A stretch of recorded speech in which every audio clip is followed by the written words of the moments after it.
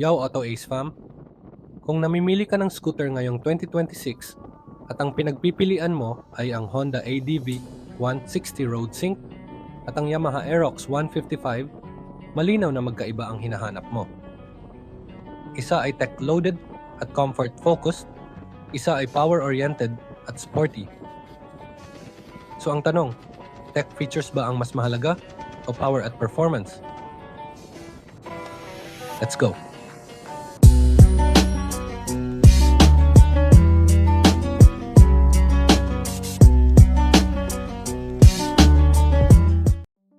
Unahin natin sa ADV 160 Road Sync.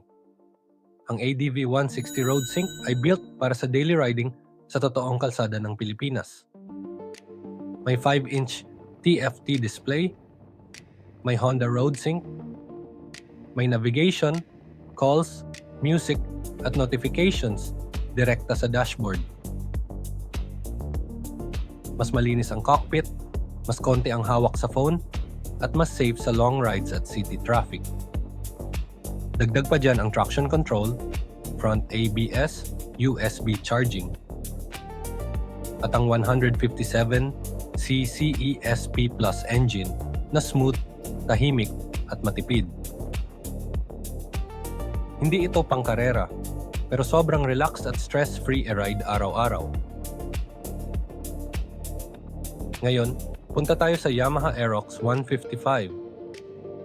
Ang Aerox ay malinaw na pang-performance scooter. May 155cc Blue Core engine na may VVA. Mas aggressive ang throttle response, mas malakas ang arangkada, at mas exciting kapag binibigyan ng gas.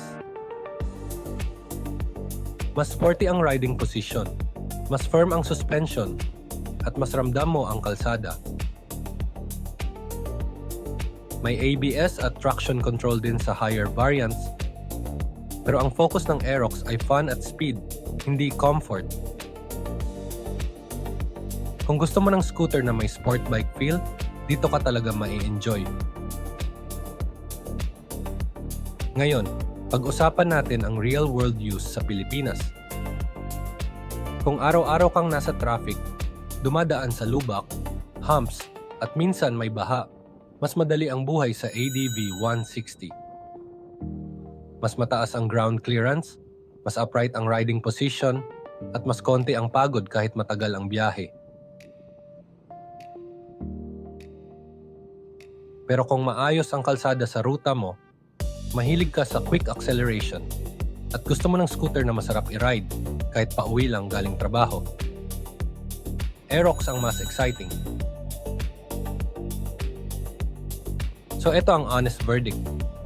Kung ang mas mahalaga sa'yo ay tech features, navigation, comfort, at all-around usability, ang Honda ADV 160 Road Sync ang mas practical choice sa 2026.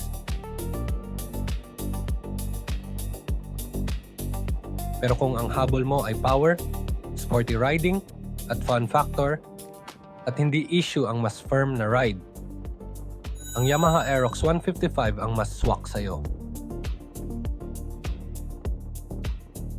Hindi ito tanong ng alin ang mas maganda, kundi alin ang mas bagay sa lifestyle mo. Auto Ace fam, tech features o power? Kung nakatulong ang comparison na to sa decision mo, please like, subscribe, at ishare mo rin sa kapwa rider mo. Ride safe, ride smart. Thanks for watching.